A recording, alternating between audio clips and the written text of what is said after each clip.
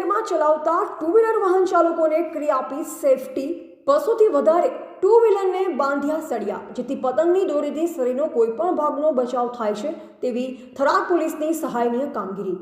થરાદ શહેરમાં કોઈપણ જગ્યાએ ચાઇના દોરી કે ટુક્કલ વેચાતા જોવા મળશે તો કડક કાર્યવાહી થશે તેવું ડીવાયએસપી SM વરોતરિયા દ્વારા જણાવવામાં આવ્યું છે। મકર સંક્રાંતિ પર્વને હવે ગણતરીના દિવસો બાકી રહ્યા છે, ત્યારે લોકો બજારમાં પતંગ અને માંજાની ખરીદી કરતા જોવા મળી રહ્યા છે।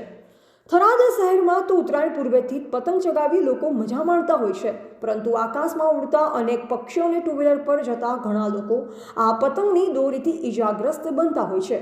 એટલું જ નહીં, ક્યારેક જીવ પણ ગુમાવતા હોય, જેને લઈ થરાદ ખાતે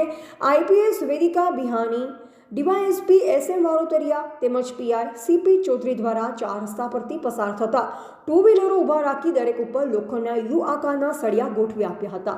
અને પોલીસે થરાદના લોકોને અપીલ કરી હતી કે ઉત્તરાયણનો પર્વ શાંતિથી ઉજવણી કરો અને કોઈ બજારમાં ચાઇના દોરી કે કોઈ ટુક્કલ જોવા મળશે તો તેના પર પોલીસ કડક કાર્યવાહી કરશે, તેમજ પોતાનો જીવ અને પક્ષીઓનો જીવ બચાવવા માટેના પ્રયત્ન કરો, જેમાં 200થી વધુ ટુ વ્હીલર ઉપર લોખંડના સળિયા લગાવ્યા હતા।